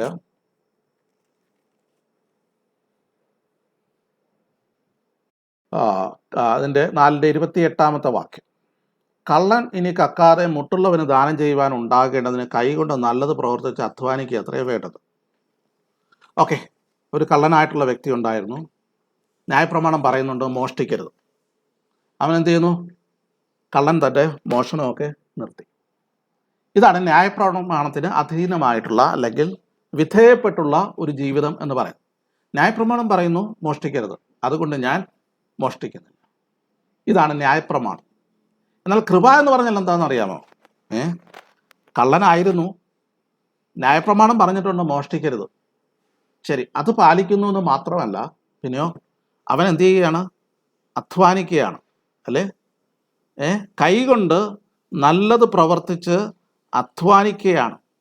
എന്തിനാ ഈ പഴയ കള്ളൻ ഇപ്പോൾ അധ്വാനിക്കുന്ന എന്തിനാ? വേല ചെയ്യുന്നത് എന്തിനാ? നന്മ ചെയ്ത് അധ്വാനിക്കുന്നത് എന്തിനാ? മോഷ്ടിച്ചല്ല, മറ്റുള്ളവർക്ക് ദാനം ചെയ്യാൻ, മുട്ടുള്ളവന് ദാനം ചെയ്യാനായിട്ട് ഇവൻ എന്ത് ചെയ്യുകയാണ്? ഇപ്പോൾ അധ്വാനിക്കുകയാണ്. ഇതിൽ ആദ്യത്തെ കള്ളൻ കക്കാതിരിക്കുന്നു എന്നുള്ളത് ന്യായപ്രമാണ ബന്ധത്തിലുള്ള ഒരു ജീവിതാനുഭവമാണ്. എന്നാൽ കള്ളൻ കക്കാതിരിക്കുന്നു, മോഷ്ടിക്കാതിരിക്കുന്നു എന്ന് മാത്രമല്ല, അവൻ നന്മ പ്രവർത്തിച്ചുകൊണ്ട് അധ്വാനിക്കുന്നു. എന്തിനാ? മുട്ടുള്ളവനെ അവന് വകയുണ്ടാകുവാൻ, അവന് ദാനം കൊടുക്കുവാനായിട്ട് അധ്വാനിക്കുന്ന ഒരു വ്യക്തി. ഇതാണ് കൃപയുടെ പ്രമാണം എന്ന് പറഞ്ഞാൽ. പ്രിയമുള്ളവരെ, നമ്മെക്കുറിച്ച് ഇവിടെ പറഞ്ഞിരിക്കുന്നത് എന്തുകൊണ്ട് ഇങ്ങനെ ആയിരിക്കണം? റീസൺ, നിങ്ങൾ ന്യായപ്രമാണത്തിനല്ല കൃപയ്ക്കത്രേ അധീനർ ആയിരിക്കുന്നു. ഇത് നാം ഓർത്തിരിക്കുക. പ്രിയമുള്ളവരെ, ദൈവമക്കൾക്ക് ലഭിച്ചിരിക്കുന്ന പ്രമാണം ന്യായപ്രമാണം അല്ല. നിങ്ങൾ 7-ാം അധ്യായത്തിലേക്ക് വരുമ്പോൾ അത് ആദ്യത്തെ ഭർത്താവാണ് എന്നവിടെ പറയുന്നു. വിശ്വാസികളെ സംബന്ധിച്ച് ന്യായപ്രമാണത്തെ സംബന്ധമായിട്ട് അവർ മരിച്ചു എന്ന് പറയുന്നുണ്ട്. കൃപയ്ക്ക് അവർ പങ്കാളികളായിട്ട് തീർന്നിരിക്കും. ഈ കഴിഞ്ഞ ദിവസങ്ങളിൽ മരിച്ച ക്രിസോസ്റ്റം തിരുമേനി ഒരു വലിയ ആത്മീക സത്യം തൻ്റെ ജീവിതത്തിൻ്റെ അനുഭവത്തിൽ കൂടെ പറയുകയുണ്ടായി. അത് വളരെ ഈ ന്യായപ്രമാണത്തോടുള്ള ബന്ധത്തിൽ, നിങ്ങൾ ന്യായപ്രമാണത്തിലല്ല കൃപയ്ക്കത്ര അധീനർ എന്നുള്ള കാര്യം എന്നെ അല്പം കൂടെ ഉറപ്പിച്ച് തന്ന ഒരു ഉദാഹരണമാണ് തൻ്റെ ജീവിതാനുഭവം. നമുക്കറിയാം, തൻ്റെ ജീവിതത്തിൽ താൻ വളരെ ചെറുപ്രായത്തിൽ ഒരു പോർട്ടറായിരുന്നു. റെയിൽവേ സ്റ്റേഷനിൽ ആൾക്കാരുടെ സാധനങ്ങളൊക്കെ ചുമന്ന് സഹായിക്കുന്ന ഒരു വ്യക്തിത്വമായിരുന്നു. അങ്ങനെ വളരെ വെൽ ഡ്രസ്ഡ് ആയിട്ടുള്ള ഒരു ആള് തൻ്റെ വലിയ ലഗേജൊക്കെ ആയിട്ട് റെയിൽവേ സ്റ്റേഷനിൽ വന്ന് ഇറങ്ങി. അപ്പോൾ ഈ പോർട്ടറായ ഈ ക്രിസോസ്റ്റം എന്ന് പറയുന്ന പണ്ടത്തെ ആള് അദ്ദേഹത്തോട് ചെന്നു, ഈ സാധനം ചുമന്ന് വണ്ടിയിൽ കൊണ്ടുവയ്ക്കണം, പുറത്ത് കുറച്ച് നടന്നു പോയി കാറിനകത്ത് ലോഡ് ചെയ്യാനുണ്ട്. അപ്പോൾ ഇതെടുക്കുന്നതിന് മുമ്പ് അദ്ദേഹമായിട്ട് സംസാരിച്ചു, എന്ത് തരും എന്ന് ചോദിച്ചു. അപ്പോൾ ഈ വ്യക്തി പറഞ്ഞു, ഇവിടെ നിയമങ്ങളൊക്കെ ഉണ്ട്, അതുകൊണ്ട് നിയമപ്രകാരമുള്ളത് തരും. നിയമപ്രകാരമുള്ളത് തരും. അപ്പോൾ അത് പറഞ്ഞപ്പോൾ ഈ ക്രിസോസ്റ്റം പറയുന്നത്, താൻ അദ്ദേഹവുമായിട്ട് ചില കാര്യങ്ങൾ സംസാരിച്ചു. താങ്കളുടെ കയ്യിൽ കാശുണ്ട്, എൻ്റെ കയ്യിൽ കാശില്ല. ഞാൻ ഈ അധ്വാനിക്കുന്നതും ചുമക്കുന്നതും എന്തിനു വേണ്ടിയിട്ടാണ്? എനിക്ക് വൈകുന്നേരം ഭക്ഷണം കഴിക്കുന്നതിന് വേണ്ടിയിട്ടാണ്. മറ്റൊരു കാര്യം, ഈ കാര്യം ചുമക്കാനായിട്ട് താങ്കൾക്ക് സാധ്യമല്ല, എന്നാൽ എനിക്ക് ഇത് ചുമക്കാനായിട്ട് സാധിക്കും. അപ്പോൾ താങ്കളുടെ പോക്കറ്റിൽ കാശുണ്ട്, എൻ്റെ പോക്കറ്റിൽ കാശില്ല. അപ്പം അതുകൊണ്ട് എന്ത് തരും എന്ന് ചോദിച്ചു. അപ്പോൾ വീണ്ടും അദ്ദേഹം ഇവിടെ നിയമമുണ്ടല്ലോ, നിയമപ്രകാരം തരുമെന്നൊക്കെ പറഞ്ഞു.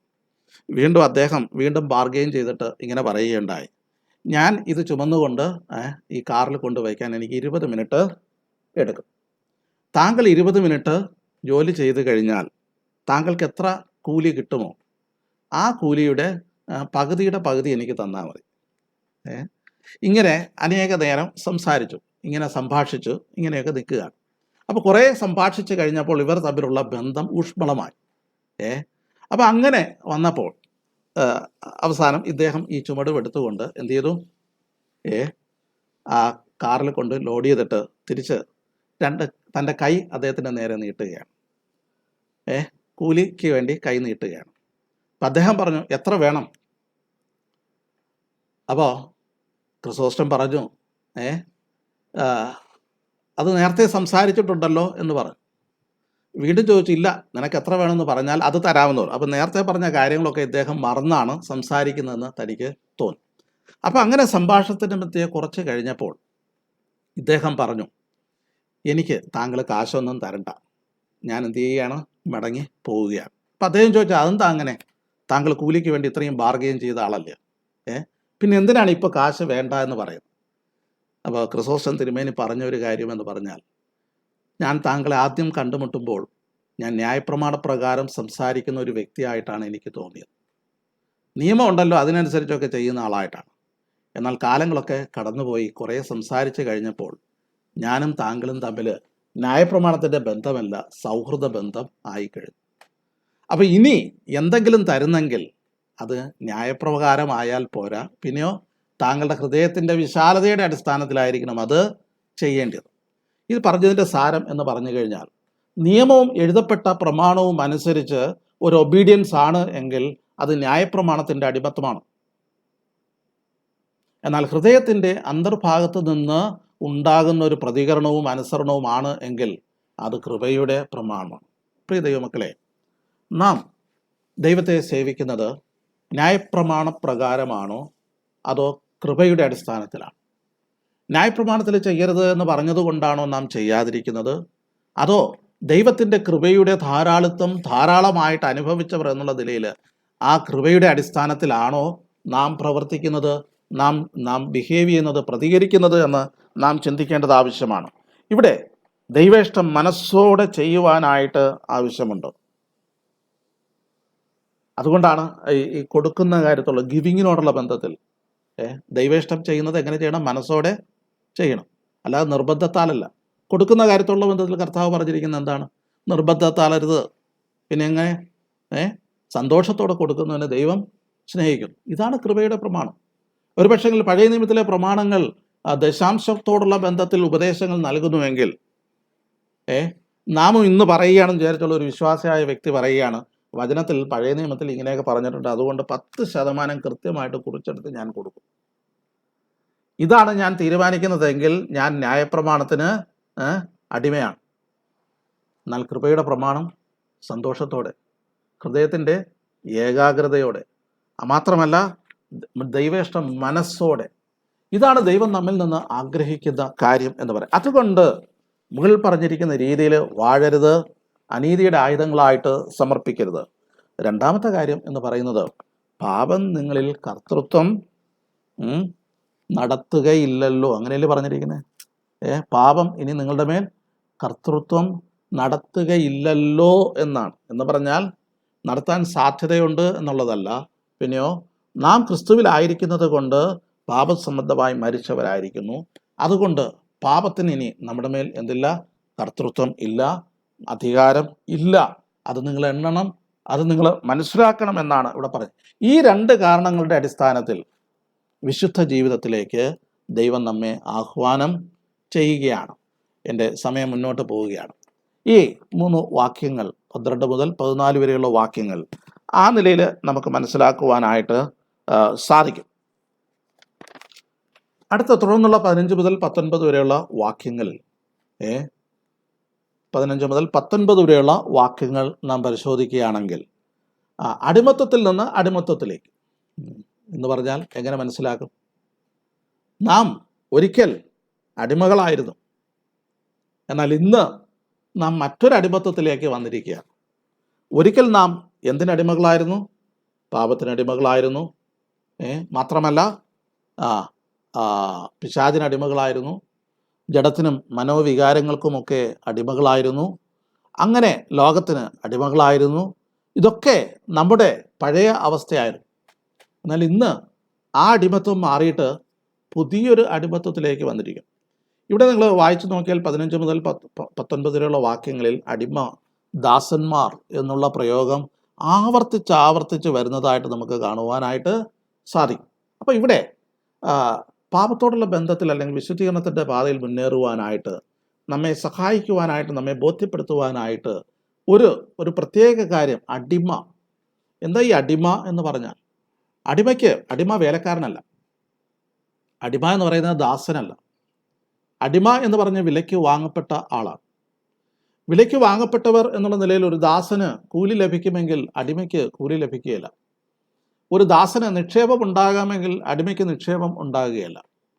ദാസന് വേലയുടെ സമയം കഴിഞ്ഞാൽ സ്വതന്ത്രമാകാമെങ്കിൽ അടിമയ്ക്ക് വേലയുടെ സമയം കഴിഞ്ഞാലും സ്വതന്ത്രമാകാൻ പറ്റില്ല.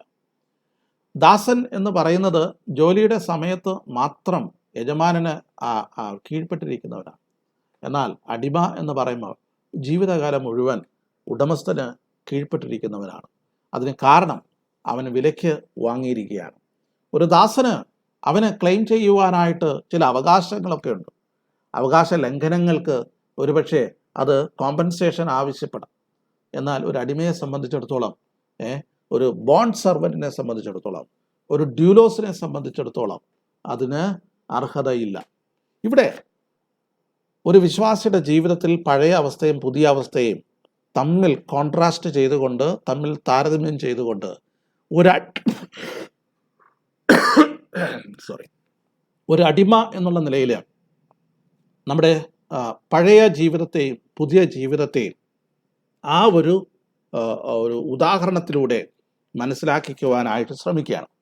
ഇനി ആ വേദഭാഗം വായിക്കുവാനായിട്ട് ശ്രമിക്കാം. 15 മുതൽ 19 വരെയുള്ള വേദഭാഗം.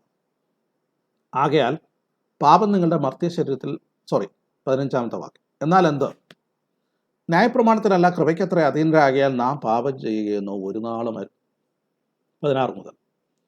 നിങ്ങൾ ദാസന്മാരായി അനുസരിപ്പാൻ നിങ്ങളെ തന്നെ സമർപ്പിക്കുകയും നിങ്ങൾ അനുസരിച്ച് പോരുകയും ചെയ്യുന്നവന് ദാസന്മാർ ആകുന്നു എന്നറിയുന്നില്ലയോ? ഒന്നുകിൽ മരണത്തിനായി പാപത്തിൻ്റെ ദാസന്മാർ, അല്ലെങ്കിൽ നീതിക്കായി അനുസരണത്തിൻ്റെ ദാസന്മാർ തന്നെ. എന്നാൽ നിങ്ങൾ പാപത്തിൻ്റെ ദാസന്മാർ ആയിരുന്നുവെങ്കിലും നിങ്ങളെ പഠിപ്പിച്ച ഉപദേശരൂപത്തെ ഹൃദയപൂർവ്വം അനുസരിച്ച് പാപത്തിൽ നിന്ന് സ്വാതന്ത്ര്യം ലഭിച്ച് നീതിക്ക് ദാസന്മാരായി തീർന്നതുകൊണ്ട് ദൈവത്തിന് സ്തോത്രം. നിങ്ങളുടെ ജഡത്തിൻ്റെ ബലഹീനത നിമിത്തം ഞാൻ മാനുഷിക രീതിയിൽ പറയുന്നു, നിങ്ങളുടെ അവയവങ്ങളെ അധർമ്മത്തിനായി അശുദ്ധിക്കും അധർമ്മത്തിനും അടിമകളാക്കി സമർപ്പിച്ചതുപോലെ ഇപ്പോൾ നിങ്ങളുടെ അവയവങ്ങളെ വിശുദ്ധീകരണത്തിനായി നീതിക്ക് അടിമകളായി സമർപ്പിപ്പിൻ. ശ്രദ്ധിച്ചോളൂ, ഇവിടെ ദാസന്മാർ എത്രയുണ്ട് എന്നെണ്ണി നോക്ക്. എല്ലാ വാക്യത്തിലും ആവർത്തിച്ച് വരുന്ന ഒരു പ്രയോഗമാണ് ദാസന്മാർ. ഇതിൻ്റെ ഒരു ആമുഖം എന്ന വണ്ണം 15-ാമത്തെ വാക്യത്തിൽ ഒരു ചോദ്യം, ഒരു നെഗറ്റീവ് പ്രൊപ്പോസിഷൻ അവിടെ നൽകുകയാണ്. അതിൻ്റെ ഉത്തരം അവിടെ നൽകുന്നുണ്ട്. 6:1 തുടങ്ങുന്നത് അങ്ങനെ തന്നെയാണ്. ആകയാൽ നാം എന്ത് പറയണ്ടു? കൃപ പെരുകേണ്ടതിന് പാപം ചെയ്തുകൊണ്ടിരിക്കുകയെന്നോ ഒരു നാളും അരുത്. അത് സ്ട്രോങ് ആയിട്ട് നെഗറ്റ് ചെയ്യുന്ന ഒരു ആൻസറാണ് അവിടെ നൽകിയിരിക്കുന്നത്. അതേപോലെ തന്നെ 15-ാമത്തെ വാക്യത്തിലും എന്നാൽ എന്ത്? ന്യായപ്രമാണത്തിനല്ല കൃപയ്ക്കത്രേ അധീനരാകയാൽ നാം പാപം ചെയ്യുക എന്നോ. വ്യത്യാസം ശ്രദ്ധിച്ചോളൂ. 6:1 നാം പാപം ചെയ്തുകൊണ്ടിരിക്കുക എന്നോ ഒരു നാളും അരുത്. എന്നാൽ 15-ാമത്തെ വാക്യത്തിൽ നാം പാപം ചെയ്യുക എന്നോ ഒരു നാളും അരുത്. ഇത് രണ്ടും ഞാൻ കഴിഞ്ഞ ക്ലാസ്സിൽ സൂചിപ്പിച്ചതുപോലെ ഈ രണ്ടാമത്തെ ഭാഗത്തിലേക്ക് വരുമ്പോൾ ആദ്യത്തെ ഭാഗം പൊതുവായിട്ട് പാപത്തോടുള്ള ബന്ധത്തിലുള്ള കാര്യം ഡീലിങ്സ് പറയുമ്പോൾ ഇവിടെ ഇൻഡിവിജ്വൽ സിൻസിനെ കുറിച്ചാണ് പറയുന്നത്. ആദ്യത്തെ ഭാഗം ജനറലായിട്ട് പാപത്തെ അഡ്രസ്സ് ചെയ്യുമ്പോൾ ഇവിടെ സമ്പൂർത്തിയുള്ള വിശുദ്ധീകരണത്തിൻ്റെ പാതയിലേക്കുള്ള യാത്രയിൽ ഒരു പാപം പോലും അരുത് എന്നാണ് ഇവിടെ പറഞ്ഞിരിക്കുന്നത്. നാം പാപം ചെയ്യുക എന്നോ പാപം ചെയ്തുകൊണ്ടിരിക്കുക എന്നുള്ള ആ കാര്യത്തെക്കുറിച്ചല്ല, പിന്നെയോ പാപം ചെയ്യുന്നു ഒരു നാളും അരുത് എന്ന് ഉത്തരം പറഞ്ഞിരിക്കയാൽ വിശുദ്ധ ജീവിതത്തിന് വേണ്ടി കൂടുതൽ നമ്മെ സമർപ്പിക്കുവാനായിട്ട് രണ്ടാമത്തെ ഭാഗം നമ്മെ ഉദ്ബോധിപ്പിക്കുകയാണ് ചെയ്തത് എന്നുള്ള കാര്യം നാം ഓർത്തിരിക്കേണ്ടത് ആവശ്യമാണ്. നിങ്ങൾ അറിയുന്നില്ലയോ? എൻ്റെ 16-ാമത്തെ വാക്യത്തിൽ എന്ന് നിങ്ങൾ അറിയുന്നില്ലയോ? എന്താണ് നിങ്ങൾ അറിയുന്നില്ലയോ എന്ന് പറഞ്ഞ് ചോദിച്ചിരിക്കുന്നത്? എന്താ? 16-ാമത്തെ വാക്യം. നിങ്ങൾ ദാസന്മാരായി അനുസരിപ്പാൻ നിങ്ങളെ തന്നെ സമർപ്പിക്കുകയും നിങ്ങൾ അനുസരിച്ച് പോരുകയും ചെയ്തവന് ദാസന്മാരാകുന്നു എന്നറിയുന്നില്ലയോ? ആരാണ് സമർപ്പിച്ചിരിക്കുന്നത്? ആർക്കാണ് അനുസരിച്ചിരിക്കുന്നത്? ആരെയാണ് അനുസരിച്ച് പോരുന്നത്? ഈ വാക്യം ശ്രദ്ധിച്ച് വായിച്ചാലേ നമുക്കത് മനസ്സിലാകുവാൻ സാധിക്കുള്ളൂ. ശ്രദ്ധിച്ചോളൂ, ഞാൻ ഒന്നുകൂടെ ആ ഭാഗം വായിക്കാം. എന്താ? നിങ്ങൾ ദാസന്മാരായി അനുസരിപ്പാൻ നിങ്ങളെ തന്നെ സമർപ്പിക്കുകയും. എന്താ? രക്ഷിക്കപ്പെടുന്നതിന് മുമ്പ് നിങ്ങൾ സമർപ്പിതരായിരുന്നു. എന്തിനു വേണ്ടിയിട്ടാണ്? നിങ്ങൾ ദാസന്മാരായി അനുസരിപ്പാൻ നിങ്ങൾ സമർപ്പിതരായിരുന്നു. രണ്ടാമതായിട്ട് നിങ്ങൾ അനുസരിച്ച് പോരുകയും ചെയ്യുന്നവന് ആ സമർപ്പണത്തിൻ്റെ അടിസ്ഥാനത്തിൽ തുടർമാനമായിട്ട് നിങ്ങൾ എന്ത് ചെയ്തിരുന്നു? ആ സമർപ്പണത്തിൽ നിങ്ങൾ മുന്നോട്ട് പോയിരുന്നു. ആർക്കാ? അങ്ങനെ ഒരുവന് നിങ്ങൾ ദാസന്മാർ ആകുന്നു എന്ന് അറിയുന്നില്ലയോ? രക്ഷിക്കപ്പെടുന്നതിന് മുമ്പ് നാം ആർക്കാണ് ദാസന്മാർ ആയിരുന്നത്? രക്ഷിക്കപ്പെടുന്നതിന് മുമ്പ് നാം ആർക്കാണ് ദാസന്മാർ ആയിരുന്നത്? യേശു കർത്താവ് ഇതേ ചോദ്യം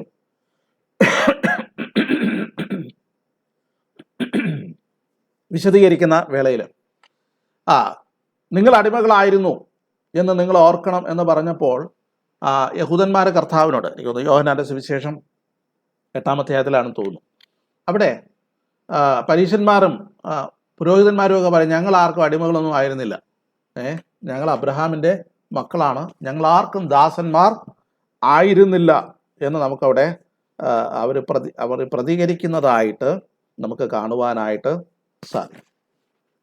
എന്നാൽ കർത്താവ് അവിടെ പറയുന്നത് നിങ്ങൾ പാപത്തിന് ദാസന്മാരായിരുന്നു അല്ലേ? റോമാലേഖനത്തിൽ യോഹന്നാന്റെ സുവിശേഷത്തിലേക്ക് കടന്നു വരാം.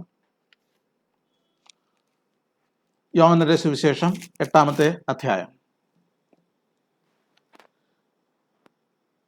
അതിൻ്റെ 33-ാമത്തെ വാക്യത്തിൽ, ഞങ്ങൾ അബ്രഹാമിൻ്റെ സന്തതി, ഞങ്ങൾ ഒരു നാളും ദാസന്മാരായിരുന്നിട്ടില്ല, നിങ്ങൾ സ്വതന്ത്രന്മാരാകുമെന്ന് നീ പറയുന്നത് എങ്ങനെ എന്ന് ഉത്തരം പറഞ്ഞു. അതിന് യേശു ആമേൻ ആമേൻ ഞാൻ നിങ്ങളോട് പറയുന്നു, പാപം ചെയ്യുന്നവനെല്ലാം പാപത്തിൻ്റെ ദാസൻ ആകുന്നു. ഓക്കെ, ദാസൻ എന്നേക്കും വീട്ടിൽ വസിക്കുന്നില്ല, പുത്രനോ എന്നേക്കും വസിക്കുന്നു. പാപത്തിൻ്റെ ദാസന്മാരായിരുന്നു.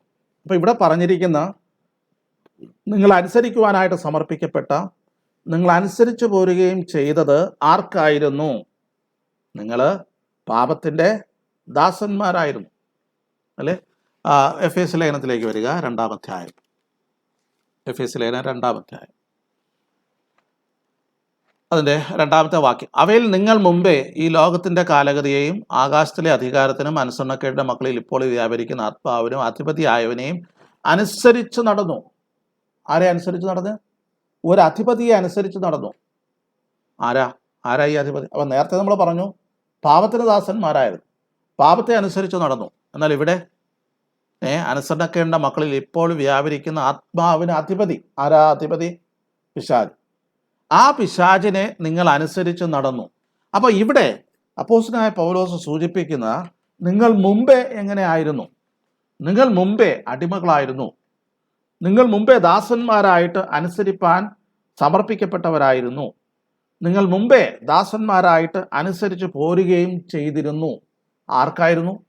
പാപത്തിന് ദാസന്മാരായിരുന്നു, പിശാചിന് അടിമകൾ ആയിരുന്നു, നിങ്ങൾ അപ്രകാരം ജീവിച്ചവരായിരുന്നു. ഓക്കെ, അപ്പോൾ അങ്ങനെ നിങ്ങൾ ജീവിച്ചവരായിരുന്നു, നിങ്ങൾ അടിമകളായിരുന്നു എന്നാണ് ഈ 16-ാമത്തെ വാക്യത്തിൻ്റെ ആദ്യ ഭാഗം. എന്ന് നിങ്ങൾ അറിയുന്നില്ലയോ? ഈ ഒരു തിരിച്ചറിവ് നമുക്ക് അത്യാവശ്യമാണ്. പലപ്പോഴും പാപത്തോടുള്ള ബന്ധത്തിൽ നമുക്ക് ഈ ഒരു കാഴ്ചപ്പാട് പലപ്പോഴും നഷ്ടപ്പെട്ടു പോകും. എന്താ?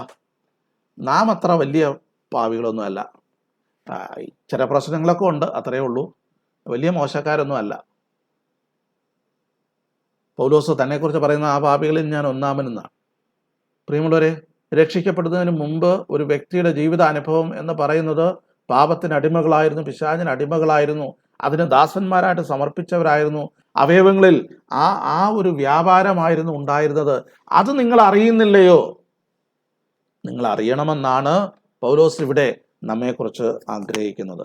എന്നാൽ അങ്ങനെ അറിയുന്നു എങ്കിൽ ഇന്ന് നാം എന്താണെന്ന് കൂടെ അറിയണം.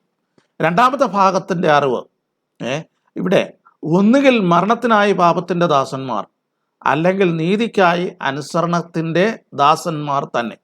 അപ്പം നോക്കണേ, ആർക്കാണ് നിങ്ങൾ ദാസന്മാരായിരുന്നത്? ആരെയാണ് നിങ്ങൾ അനുസരിച്ച് നടന്നത്? മരണത്തിനായി പാപത്തിന് ദാസന്മാർ ആകുന്നു. ഒന്നുകിൽ നിങ്ങൾ അങ്ങനെയാണ്, നിങ്ങൾ അങ്ങനെ ആയിരുന്നു, മരണത്തിന് വേണ്ടി പാപത്തിൻ്റെ ദാസന്മാർ എന്ന് പറഞ്ഞാൽ പാപത്തിൻ്റെ ശമ്പളമായിട്ടുള്ള മരണത്തിന് വിധേയപ്പെട്ടവർ ആയിരുന്നു. ഇനി ഇപ്പോൾ എന്താ സംഭവിച്ചത്? ഇപ്പോൾ ആ ദാസ്യത്വം മാറി വേറൊരു ദാസ്യത്വമായി. വേറൊരുവന് നിങ്ങൾ ദാസന്മാരായിട്ട് തീർന്നു, വേറൊരുവന് നിങ്ങൾ സമർപ്പിക്കപ്പെട്ടവരായി തീർന്നു. എന്താ? നീതിക്കായി അനുസരണത്തിൻ്റെ ദാസന്മാർ തന്നെ. ഇപ്പോൾ അനീതിക്ക് വേണ്ടിയിട്ടല്ല, അധർമ്മത്തിന് വേണ്ടിയിട്ടല്ല, പിന്നെയോ നീതിക്ക് വേണ്ടി അനുസരണത്തിൻ്റെ ദാസന്മാരായിട്ട് നിങ്ങൾ മാറി. 17-ാമത്തെ വാക്യം. എന്നാൽ നിങ്ങൾ പാപത്തിൻ്റെ ദാസന്മാർ ആയിരുന്നുവെങ്കിലും, നിങ്ങൾ ഒരിക്കൽ പാപത്തിൻ്റെ ദാസന്മാരായിരുന്നു. ഇവിടെ വ്യക്തമായിട്ട് ആരെയാണോ നിങ്ങൾ അനുസരിച്ച് നടന്നത്, ആർക്കായിരുന്നു നിങ്ങൾ ദാസന്മാരെന്ന് ഇവിടെ എടുത്തു പറയുകയാണ്. നിങ്ങൾ പാപത്തിൻ്റെ ദാസന്മാർ ആയിരുന്നു ഒരിക്കൽ. നിങ്ങൾ പാപത്തിൻ്റെ ദാസന്മാർ ആയിരുന്നുവെങ്കിലും. ഇപ്പോൾ എന്താ സംഭവിച്ചത്? ഇപ്പോൾ ആയിരുന്നുവെങ്കിലും നിങ്ങളെ പഠിപ്പിച്ച ഉപദേശ രൂപത്തെ ഹൃദയപൂർവ്വം അനുസരിച്ച് പാപത്തിൽ നിന്ന് സ്വാതന്ത്ര്യം ലഭിച്ച് നീതിക്ക് ദാസന്മാരായി തീർന്നതുകൊണ്ട് ദൈവത്തിന് സ്തോത്രം. പ്രിയമുള്ളവരെ, ഞാൻ എൻ്റെ ചിന്തകളെ ഇവിടെ അവസാനിപ്പിക്കുകയാണ്. ഈ ഒരു തിരിച്ചറിവ്, ഈ ഒരു അറിവ് നമുക്ക് ആവശ്യമാണ്. നിങ്ങൾ അറിയുന്നില്ലയോ, നിങ്ങൾ ഒരിക്കൽ പാപത്തിന് ദാസന്മാരായിരുന്നു. നിങ്ങളുടെ അവയവങ്ങളെ നിങ്ങൾ സമർപ്പിച്ചിരുന്നു പാപത്തിനും പിശാചിനുമൊക്കെ. നിങ്ങൾ അവിടെ അടിമകളായിരുന്നു, ബോൺ സ്ലേവ്സ് ആയിരുന്നു. നിങ്ങൾക്ക് യാതൊരു ക്ലെയിമും ഇല്ലായിരുന്നു. നിങ്ങൾക്ക് സ്വാതന്ത്ര്യത്തിലേക്ക് വരുവാൻ സാധ്യമില്ലായിരുന്നു. എന്നാൽ ഇവിടെ ഇതാ നിങ്ങളെ ഇന്ന് സ്വതന്ത്രരാക്കിയിരിക്കുകയാണ്. നിങ്ങൾ ഇനി പാപത്തിൻ്റെ അടിമകളല്ല, എന്നാൽ നിങ്ങൾ ഇനി മറ്റൊരുവന് അടിമകളാണ്. നീതിക്ക് ദാസന്മാരാണ്. കർത്താവിന് നിങ്ങൾ അടിമകളാണ്. പ്രിയമുള്ളവരെ, ഈ കാര്യം നാം മറന്നു പോകരുത്. അങ്ങനെയാണെങ്കിൽ പണ്ട് നിങ്ങൾ പാപത്തിന് നിങ്ങളെ സമർപ്പിച്ചതുപോലെ ഇന്ന് നിങ്ങൾ സമർപ്പിക്കേണ്ടത് ആർക്കാണ്? നീതിക്ക് വേണ്ടി സമർപ്പിക്കണം, അല്ലെങ്കിൽ ക്രിസ്തുവിന് വേണ്ടി സമർപ്പിതരാകണം എന്നുള്ളതാണ് ഈ ഭാഗത്തെ ആശയം. എൻ്റെ ആ വിഷയങ്ങൾ പൂർത്തീകരിക്കുവാനായിട്ട് സാധിച്ചില്ല, ഇന്നത് സാധിക്കുകയുമില്ല എന്ന് കരുതുകയാണ്. കർത്താവ് അനുവദിക്കുന്ന പക്ഷം അടുത്ത ആഴ്ച തുടർന്നുള്ള ഭാഗങ്ങളിൽ നമുക്ക് ചിന്തിക്കാം. ഇത് വളരെ പ്രധാനപ്പെട്ട ഒരു ഭാഗമാണ്. ഈ ഭാഗങ്ങൾ പലപ്പോഴും നമ്മൾ വായിച്ചു വിടുമ്പോൾ ആവർത്തിച്ച് പദങ്ങൾ വരുന്നത് കൊണ്ട് അതിൻ്റെ ആശയങ്ങൾ മനസ്സിലാക്കുവാനായിട്ടോ വിവക്ഷിച്ച് മനസ്സിലാക്കുവാനോ നമ്മൾ ശ്രമിക്കാറില്ല. എന്നാൽ ഓരോ വാക്കുകളും നിറഞ്ഞിരിക്കുന്ന ആശയങ്ങൾ ഉണ്ട്, പ്രബോധനങ്ങളുണ്ട്, ഭയനിർദ്ദേശങ്ങളുണ്ട് എന്നുള്ള കാര്യം നാം തിരിച്ചറിയുക. ഈ ഭാഗങ്ങൾ ചിന്തിക്കുമ്പോൾ വിശുദ്ധീകരണത്തിൻ്റെ പാതയിൽ മുന്നേറുവാനായിട്ട് ദൈവം നമ്മെ ആഹ്വാനം ചെയ്യുന്നെന്ന് മാത്രമല്ല, ദൈവം നമ്മോട് കൽപ്പിക്കുകയാണ്. നാം ഇന്ന് ദൈവത്തിൻ്റെ ദാസന്മാരാണ്, ബോൺ സ്ലേവ്സ് ആണ്. ഇത് നാം മറന്നു പോകരുത്. നാം ഒരുപക്ഷെ നമ്മുടേതായിട്ട് മാറ്റിവെക്കുവാനായിട്ട് ഒന്നും തന്നെ ഇല്ല എന്നുള്ള കാര്യം തിരിച്ചറിയേണ്ടത് ആവശ്യമാണ്. ഞാനും എനിക്കുള്ള സർവസ്വവും അത് ദൈവത്തിൻ്റെ പക്കൽ സമർപ്പിക്കുവാനായിട്ട് ദൈവത്തിൻ്റെ വകയാണ് എന്നുള്ളത് നാം തിരിച്ചറിയുക. കാൽവറി ക്രൂശിൽ അവനൊരു വലിയ വില നമുക്ക് വേണ്ടി നൽകി. നമ്മെ വീണ്ടെടുക്കുവാനായിട്ട്, പിശാചിൻ്റെ അധികാരത്തിൽ നിന്ന് നമ്മെ വിടുവിക്കുവാൻ, പാപത്തിൻ്റെ ദാസത്വത്തിൽ നിന്ന് നമ്മെ വീണ്ടെടുക്കുവാൻ വലിയൊരു വില അവന് നൽകേണ്ടതായിട്ട് വന്നു. ആ മറുവിലയുടെ വലിപ്പം നാം ഓർക്കേണ്ടത് അത്യാവശ്യമാണ്. തൻ്റെ പാപം അറിയാത്തവനെ നാം അവനിൽ ദൈവത്തിൻ്റെ നീതി ആകേണ്ടതിന് അവനെ പാപം ആക്കി എന്ന് പറയത്തക്ക വിധത്തിൽ യേശു കർത്താവ് ഒരു വലിയ വില കൊടുത്ത് ആ അടിമത്വത്തിൽ നിന്ന് നമ്മെ സ്വാതന്ത്ര്യം വരുത്തിയിരിക്കുകയാണ്.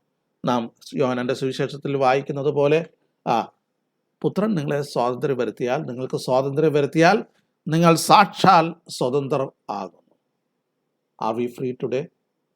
എന്നാൽ ആ ഫ്രീഡം എന്ന് പറയുന്നത് നമുക്ക് എൻജോയ് ചെയ്യുക, അല്ലെങ്കിൽ നമുക്ക് അടിച്ചു പൊളിച്ച് ജീവിക്കുക എന്നുള്ള അർത്ഥത്തിലല്ല.